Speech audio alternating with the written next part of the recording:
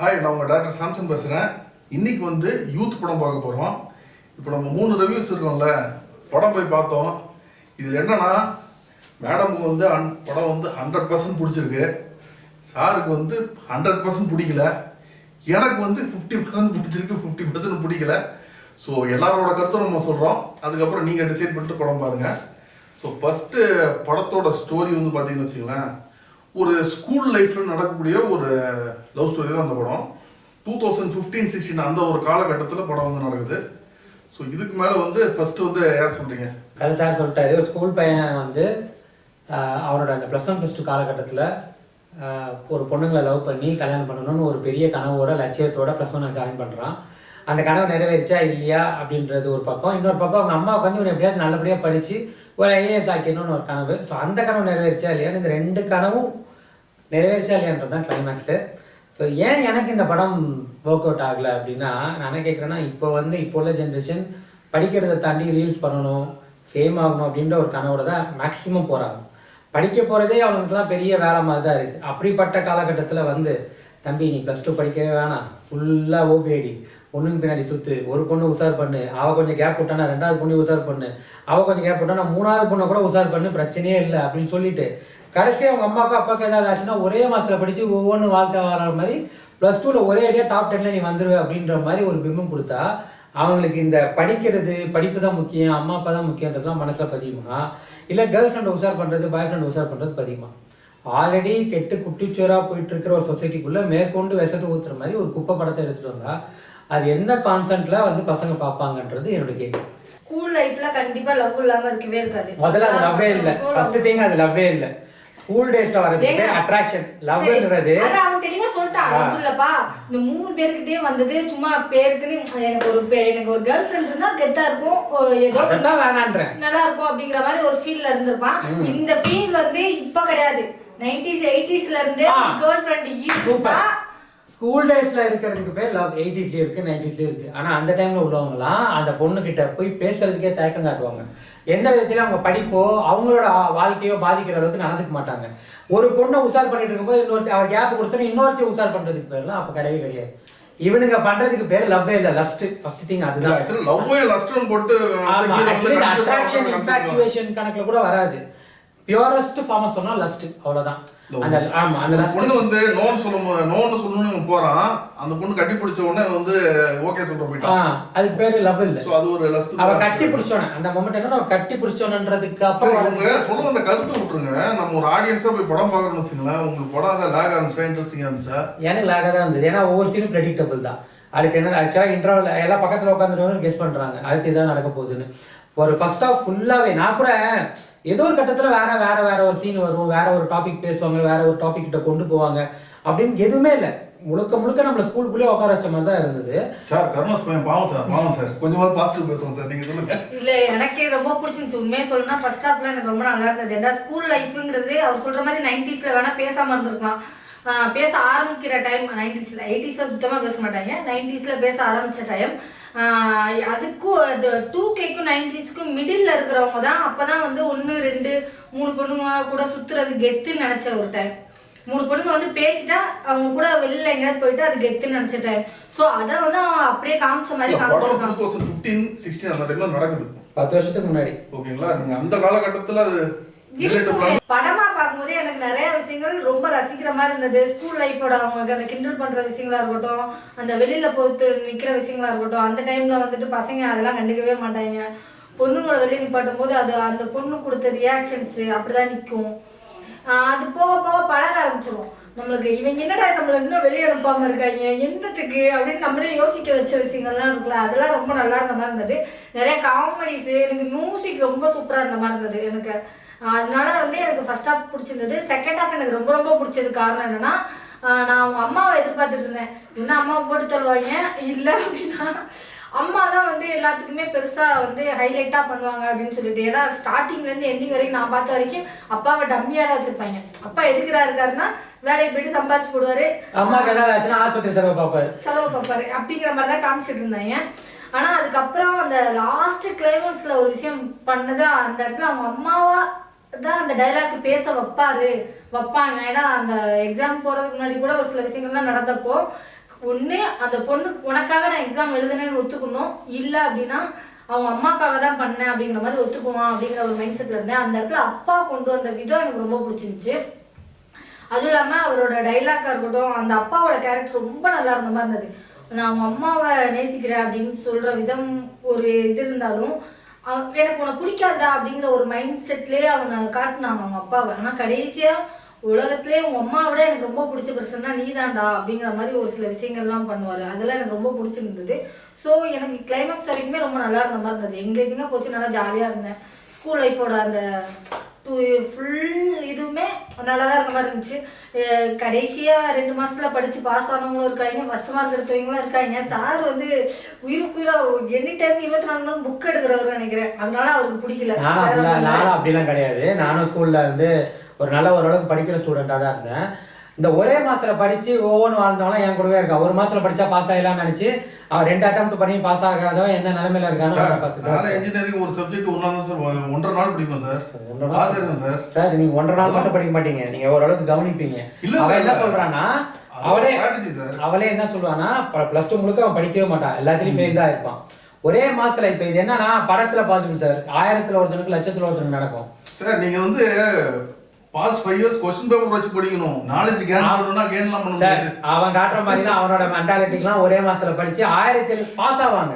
படிச்சு பாஸ் ஆகிறது வேற, டாப் 10ல வரதெல்லாம் வந்து வாய்ப்பே இல்லை. அதுவும் 1077லாம் வாய்ப்பே இல்லை. இந்த படத்துல எனக்கு 3 இடம் எனக்கு ஸ்கூல்ல 10 பேர் தான் சார். சார் எவ்வளவு பேர், நான் அதையே கேட்டேன். ஒரு ஸ்கூல்ல 12th ரிசல்ட் அறிவிக்கிறதுக்கு ஆடிட்டோரியம் வரைக்கும் மக்களை ஃபுல் பண்ணிருப்பானுங்க. ஏன்டா ஒரு ஸ்கூல்ல ஒரு +2 படிக்கிறவன் என்ன 550 பேரா படிப்பான், அவ்வளவு பேர் இருப்பாங்க. எனக்கு அதுவே பெரிய ஆச்சரியம். 10 பேர் நீங்க சொல்றீங்க, அவ்வளவு கூட்டம் இருந்தது. இல்ல ஆன்லைன்ல பாத்துக்கலாம் ரிசல்ட். சரி விட்டுருங்க. ஆக்சுவலி எனக்கு இந்த படத்துல 3 இடம் வந்து எனக்கு சுத்தமா பிடிக்காத இடமா இருந்தது. ஃபர்ஸ்ட் திங் வந்து பாத்தீங்கன்னா ஒரு டீச்சரை வந்து ஃபெமினின் வாய்ஸ் கொடுப்பாங்க. அவருக்கு ஒரு பில்டப் கொடுத்து அவர் என்ட்ரி ஆனோன்னா ஃபெமினின் வாய்ஸ் கொடுத்து ஒரு லேடி வாய்ஸ் மாதிரி கொடுத்து அவர் அதை ஒரு ஜோக்கா காட்டணும் முயற்சி பண்ணது. அப்போ அதுல யார் அசிங்கப்படுத்தினாங்கன்றது தெரியல. படிப்பு தான் எல்லாரும் ஒரு கான்செப்டோட அவர் எடுக்கிற படத்துல ஒரு டீச்சரை கேவலப்படுத்துற மாதிரி ஒரு விஷயம். 2வது சீன் வந்து அவங்க அப்பா வந்து கிளைமேக்ஸ்ல வந்து நான் தோத்து போயிட்டேன் அப்படின்னு. அப்படி ஒன்றும் தோத்து போன ஒரு அப்பாவை அதில் காட்டணும்னு அவசியம் இல்லை. ஏன்னா அவர் ஒரு கூலி வேலைக்கோ ஒரு வேலைக்கு போகிறதுக்கே கஷ்டப்பட்டுக்கிட்டோம் அப்படி இல்லை. ஒரு பேக்கரிக்கு ஓனராக தான் இருப்பார். ஒன்றுமே இல்லாமல் வந்து கஷ்டப்பட்டு பேக்கரிக்கு ஓனர் ஆகிறவர் தோத்து போனவராக இருக்க மாட்டார். மேபி அவர் படிச்சிருந்தாருன்னா இன்னும் நல்ல நிலைக்கு போயிருக்கலாம்னு சொல்லியிருக்கலாம். ஆனால் அவர் தோத்து போனவர்னா அப்போ படிப்பே இல்லாதவங்க கஷ்டப்பட்டு முன்னேறினவங்கள அங்கே தோத்து போனவங்களா காட்டுறது எனக்கு அந்த விதத்துலையுமே பிடிக்கல. 3வதா வந்து செகண்ட் ஹாஃப்ல வந்து அந்த ஹீரோயின் அனிஷாவோட அப்பா வந்து சொட்டை அப்படின்னு சொல்லி அந்த சொட்டைன்னு சொல்ற ஒரு விஷயத்த அது இன்னுமே பூம் பண்ணுவாங்க. அதெல்லாம் இன்னுமே காமெடி நினைச்சிட்டு எழுதுனதும் எனக்கு பிடிக்கல. இது வந்து எனக்கு இந்த படத்துல சார் நீங்க வாய்ஸ் வச்சு சொன்னீங்கல்ல, அந்த ஒரு குண்டா கேரக்டரோட வாய்ஸ் வச்சு ப்ளே பண்ணது நிறைய இரிட்டேட் ஆயிடுச்சு ஆக்சுவலா ஆடியன்ஸ். அதே காமெடின்ற பேர்ல தான் அவங்க ட்ரை பண்ணிருக்காங்க. அந்த குரலை வந்து காமெடிக்கு பயன்படுத்தணும். பட் அந்த ஆக்சுவலா அவனுக்கு ஒரு மாஸ் சீன் வச்சிருப்பாங்க, ஹீரோக்கு ஒரு ஃபைட் சீன் வச்சிருப்பாங்க. ஆனா லிட்டரலி எனக்கு அந்த குண்டனுக்கு வச்சது அந்த குண்டு பையனுக்கு வச்ச மாஸ் சீன் சூப்பரா இருந்துச்சு. அவனுக்கு அந்த எடிட்டா இருக்கட்டும், அந்த பேக்ரவுண்ட் ஸ்கோரா இருக்கட்டும், ஹீரோவை விட நல்லா இருந்தது. அப்படிப்பட்ட ஒரு பையனோட வாய்ஸ் எடுத்து நீங்க ஒரு நிறைய இடத்துல டைலாக்ஸே புரியல சார் அவன் பேசுறது. அவன் அழுதுகிட்டே வேற பேச வச்சுக்கிட்டே இருப்பாங்க, எப்போ பார்த்தாலும் அழுதுகிட்டே இருப்பான். அப்ப அந்த அழுகையோட பேசுறப்பையும் நல்லா இருக்காது. ஸோ இதெல்லாம் வந்து அவங்க எதுக்காக ஒரு ட்ரை பண்ணாங்கன்றது தெரியல. பட் எனக்கு இதெல்லாமே வந்துட்டு சுத்தமா வகுப்பட்டு அவளை பிடிக்காத ஒரு விஷயமா இருந்தது. எனக்கு வந்து படம் எப்படி இருந்துச்சுன்னா, ஃபர்ஸ்ட் ஹாஃப் வரைக்கும் ஒரு ஆடியன்ஸா பாக்குறதுக்கு எனக்கு வந்து படம் வந்து ஓகே இருந்துச்சு, ஒரு ஃபன்னா இருந்துச்சு, பெரிய அளவுக்கு லேகெல்லாம் இல்லை. ஃபர்ஸ்ட் ஹாஃப்ல பார்த்தீங்கன்னா ஒரு 2 லவ் ஸ்டோரி காமிச்சிருப்பாங்க. ஸோ எல்லாம் வந்து ஸ்கூல் லவ் தான் வச்சுங்களேன். செகண்ட் ஹாஃப்ல வந்து ஒரு லவ் ஸ்டோரி காமிச்சிருப்பாங்க. பட் என்ன ஒரு ப்ராப்ளம்னு வச்சுங்க, செகண்ட் ஹாஃப்ல இருக்க லவ் ஸ்டோரி ஆக்சுவலாக வந்து பெட்டராக தான் ஷூட் பண்ணியிருப்பாங்க. பட் ஸ்டார்டிங்லேருந்து ஒரே விஷயத்த திரும்ப பார்க்குற மாதிரி அதே ஒரு செட்டப்பு அதே மாதிரி ஒரு சீன்ஸ் வரும்போது ரொம்ப ரிப்பீட் ஆகிற மாதிரி இருந்துச்சு. ஃபர்ஸ்ட் 15 மினிட்ஸில் வந்து ஒரு ஷார்ட் வருங்க, அதாவது ஒரு சாங் வந்து ஒரு ஷார்ட் வரும். அவங்க அம்மா வந்து ஒரு ஷர்ட்டை தூக்கி அந்த பையனுக்கு வந்து கொடுப்பாங்க, நான் தைச்சது ஷர்ட்டா போடுறா அப்படின்னு சொல்லிட்டு. அடுத்த ஷர்ட் பார்த்தீங்கன்னா அந்த ஷர்ட்டை மதிக்காம போட மாட்டான். அங்கே வந்து பிடிச்சேன், கண்டிப்பாக அம்மாவை போட்டு தள்ளிடுவாங்க அப்படின்னு சொல்லிட்டு ஓகேவா. ஆனால் வந்து அவங்க ஆக்சுவலாக வந்து போட்டு தரல, பட் பேரண்ட்ஸ் சென்டிமெண்ட் தான் வச்சாங்க. ஸோ இங்கேயே எனக்கு வந்து கதை என்னன்னு தெரிஞ்சு போச்சு. ஃபர்ஸ்ட் ஒரு 20 மினிட்ஸ் 15 மினிட்ஸ்லேயே எப்படா கதைக்குள்ளே வருவீங்க அப்படின்னு சொல்லிட்டு வெயிட் பண்ணிட்டே இருக்கேன். எனக்கு செகண்ட் ஹாஃப்லாம் போகும்போது பார்த்தேன், சரி படம் முடிச்சுட்டு வந்த பாட்டுக்குள்ள தான் கதைக்கு வருவாங்க போல இருக்கு. கதையை மறந்துட்டாங்க. ஏன்னா பொதுவாக சினிமான்னு பார்த்தீங்கன்னு வச்சுக்கலாம், தமிழ் சினிமா ஃபார்மேட்னா ஒரு 45 மினிட்ஸ் 50 மினிட்ஸ் ஒரு ஃபன் பண்ணுவாங்க, ஏதோ ஒரு ஃபன் பண்ணிட்டு அதுக்கப்புறம் கதைக்குள்ள வந்துட்டு இன்ட்ரோல் விடுவாங்க, செகண்ட் ஹாஃப் கதையில ட்ராவல் பண்ணுவாங்க. இந்த படத்தில் பார்த்தீங்கன்னா ஃபர்ஸ்ட் ஹாஃப் ஃபுல்லாக வந்து ஒரு ஃபன் பண்ணாங்க, செகண்ட் ஹாஃபுமே அதே பண்ணணும்னு சொல்லி ட்ரை பண்ணிட்டு கடைசி ஒரு 20 மினிட்ஸ் 25 மினிட்ஸ் தான் கதைக்குள்ள ஆக்சுவல் கதைக்குள்ள போனாங்க. ஸோ அந்த ஒரு ஃபார்மேட்ல வந்து டேரக்டர் மிஸ் பண்ணுறாருன்னு தான் எனக்கு ஒரு ஃபீல். சீன்ஸ் பிடிச்சதெல்லாம் ஓரளவு நல்லா தான் பிடிச்சிருக்காரு. படம் வந்து இந்த அளவுக்கு ஒரு அட்லீஸ்ட் ஃபர்ஸ்ட் ஹாஃப் வந்து ஓகேன்னு சொல்ற அளவுக்கு இருக்கிறதுக்கு முக்கியமான காரணம் வந்து ஜிவி பிரகாஷ் தான்.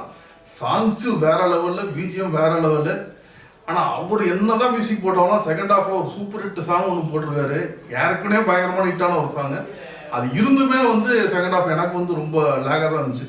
ஏன்னா கதை வந்து ஒரு கரெக்டாக கொண்டு போகிறதுனால எனக்கு ஒரு ஃபீல் இருந்துச்சு. அடுத்தது ஆக்டிங் பற்றி எல்லாம் பேசலாம். நம்ம நெக்ஸ்ட் ஆக்டிங் பற்றி என்ன சொல்லுங்க, ஹீரோ அண்ட் டேரக்டர் பர்ஃபார்மன்ஸ் எப்படி? அவர் ரெண்டு ஆக்சுவலி வந்து எனக்கு என்னன்னா ஹீரோவா பண்ணும்போது அவர்கிட்ட எனக்கு ரொம்ப நல்லா தான் இருந்தது. பட் இருந்தாலுமே ஒரு சில இடத்துல ஓப்பனா சொல்லணும்னா ஒரு சில இடத்துல கொஞ்சம் ஓவர் ஆக்டா எல்லாருமே பண்ணிட்டாங்களோ, ரொம்ப ஓவர் ஆக்டிங்கா இருக்க மாதிரி ஒரு ஃபீல் இருந்தது. அதெல்லாம் கொஞ்சம் கம்மி பண்ணிருக்கலாம். ஓவர் ஆக்டிங் பண்ணும்போது பிரச்சனை என்னன்னா எல்லாருமே கொஞ்சம் மெச்சூர்டான ஆளுங்க தான். இப்போ அதில் வந்து ஸ்கூல் போனால் அந்த 2 பேருமே வந்துட்டு ஆல்ரெடி ஹீரோயினாக பண்ணவங்க. ஸோ ஹீரோயின் லெவலில் இருக்கிறவங்க கொண்டு வந்து ஸ்கூல் ஸ்டூடெண்ட்டாக பண்ணும்போது ஆப்வியஸ்லி ஒரு இடங்கள்ல நம்மளுக்கு வந்து அந்த ஆக்டிங்ன்றது வந்து அந்த ஸ்கூல் லெவலுக்கான இன்னசென்ஸ் இருக்காது. இது வரைக்கும் அந்த ஸ்கூல் படங்களில் வந்து ஓரளவுக்கு அதை மேட்ச் பண்ணியிருப்பாங்க. பட் இதில் வந்து அந்த இன்னசென்ஸ் ஆக்சுவலி வித்லோலே வந்துட்டு பார்த்தீங்கன்னா அபிஷியல் ஸ்கூல் பையனாக இருக்கும்போது நிறைய இடத்துல அது இன்னசென்ஸ் இருக்காது, மேட்ச் ஆகிருக்காது. அதே பிரச்சனை தான் இது. பட் ஆக்டிங் வைஸ்ன்னு பார்த்தா ஓகே தான், யாரும் பெஸ்ட்டுன்னு சொல்ல முடியாது. பட் ஓகே, அது நம்மளுக்கு எங்கேயும் உறுத்தலை, எனக்கு எதுவும் உறுத்தலை. பட் இவங்க எல்லாத்தையும் தூக்கி சாப்பிட்டதுன்னா தேவதர்ஷி அண்ட் சுராஜோட ஆக்டிங். அவங்களோட எக்ஸ்பீரியன்ஸ் என்னன்றதை காட்டினாங்க. தேவதர்ஷி வாய்ப்பு அந்த செகண்ட் ஹாஃப்லலாம் அவங்க அந்த டிரான்ஸ்ஃபர்மேஷன் அது வரைக்கும் ஒரு விதமான ஒரு வெகுலியா இருக்கிற ஒரு அம்மா, அதுக்கப்புறம் ஒரு டிரான்ஸ்ஃபர்மேஷன் பண்ணதா இருக்கட்டும். சுராஜோட ஆக்டிங் கிளைமேக்ஸ்ல பீக், அவர் மொத்தத்தையும் சாப்பிட்டாரு. அதே மாதிரி நளினியோட ஆக்டிங்குமே ரொம்ப நல்லா இருந்தது. சின்ன சின்ன இடங்கள்ல வந்தா கூட அவங்க கிளைமேக்ஸ்ல பேசுற ஒரு டைலாக்லாம் உண்மையான ரொம்ப ரொம்ப ஏற்றுக்கக்கூடிய ஒரு விஷயம் தான். ஸோ அந்த எக்ஸ்பீரியன்ஸ் ஆக்டர்ஸ் என்ன பண்ண முடியுன்றதை அவங்க காட்டினாங்க. அது ரொம்ப நல்லா இருந்தது. அவங்க 3 பேர் ரொம்ப நல்லா பண்ணாங்க. எனக்கு என்னன்னா உண்மையா சொல்லணும்னா கெவின் டைரக்ஷன்ல நான் கொஞ்சம் பாராட்டுவேன். ஏன் அப்படின்னா முதல்ல அவங்க ஸ்கூல் பையனா யோசிக்கிறது ஈஸி. ஏன்னா அது வந்து எல்லாராலுமே அந்த அந்த லைஃப்பை நம்ம கடந்து தான் வந்திருப்போம். ஸோ கண்டிப்பாக அதை பற்றி ஒரு சில விஷயங்கள்லாம் கொண்டுட்டு வர்றது ஓகே. பட் அம்மா சைட்ல இருந்து அப்பா சைட்ல இருந்து ஒரு சில விஷயங்கள்லாம் யோசித்து அவன் அந்த சீன்லாம் வச்ச விதம் ரொம்ப நல்லா இருந்துச்சு. ஆக்சுவலி அவள் வந்து கேட்பா, என்ன பிடிக்குமா அந்த பொண்ணை ரொம்ப பிடிக்குமாடா அப்படின்னு. உன்னை விட ஒரு பொண்ணை எனக்கு பிடிச்சிருமாடா அப்படின்னு சொல்லிட்டு இருக்கும்போதே ஒரு டைலாக் ஒன்று சொல்லுவான், நீங்க 2 பேருமே எனக்கு ஒரே சம்பந்தமா ஈக்குவல்டாமா அப்படின்ட்டு போயிடுவான். அவன் வந்து அது சாதாரணமா சொல்லியிருப்பான்.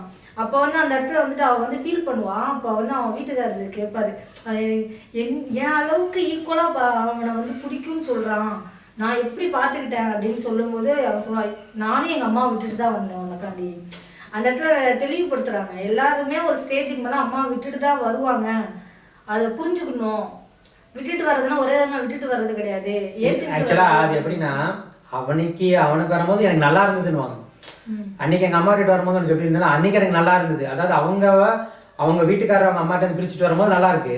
அதே தான் பையன் பிரிஞ்சிருவோம்னா நினைக்கும் போது கஷ்டமா இருக்கு. ஸோ அது வந்து 2 விதமாக பார்க்கலாம். ஒரு கட்டத்துக்கு மேலே பிள்ளைங்க தனியாக வளர்ந்து அவங்க அம்மா விட்டு பிரியணும்னு எடுத்துக்கலாம்.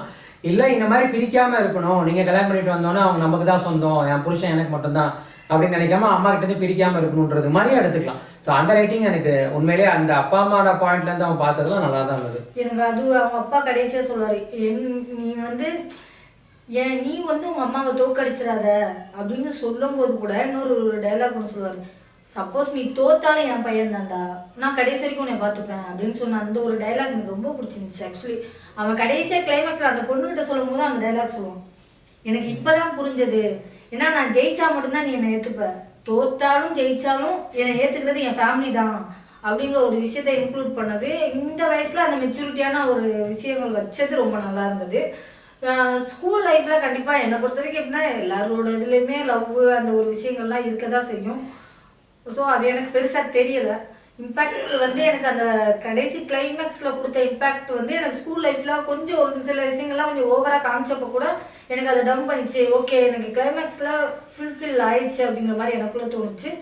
அதுக்கு அவங்களோட ஆக்டிங் ரொம்ப ஒருத்தான விஷயம். ஏன்னா அந்த அக் பண்ணும்போது கூட அவங்க கொடுத்த அந்த ரியாக்ஷன்ஸ், அப்பான்னு சொல்லிட்டு ஃபர்ஸ்ட் டைம் அவங்க அக் பண்ணும்போது அவங்க அப்பாவாக இருந்து உண்மையிலே என்ன ரியாக்ஷன் கொடுப்பாங்களோ அந்த ரியாக்ஷன் அப்படியே கொடுத்ததா இருக்கட்டும். அவங்க 2 பேருக்கு அம்மா அப்பாக்குள்ள லவ், அவன் வந்து அவங்க ஒய்ஃபை எந்த அளவுக்கு நேசிக்கிறாங்கிற ஒரு விஷயத்த காமிச்ச விதம்லாம் அவ்வளோ சூப்பராக இருந்துச்சு. அந்த மாதிரி விஷயங்கள் எல்லாமே மேட்ச் பண்ணும்போது எனக்கு இந்த படம் ஓவராலாக நல்லா இருக்கு, பார்க்கலாம். ஓகேங்க. ஸோ மொத்தத்தில் எங்கள் 3 பேருக்கும் பார்த்தீங்கன்னா இவங்க வந்து 100% படம் சூப்பராக இருக்குது பார்க்கலாம்னு சொல்கிறாங்க. என்னை பொறுத்த வரைக்கும் ஒரு முறை பார்க்கலாம், இவரை பொறுத்த வரைக்கும் பக்கமே வந்துடாதீங்க தேட்டருக்குன்னு சொல்கிறாரு. ஸோ 3 பேரோட கருத்தும் நாங்கள் வந்து சொல்லிட்டோம். ஸோ நீங்கள் வந்து பார்த்து டிசைட் பண்ணுங்கள். நன்றி, வணக்கம்.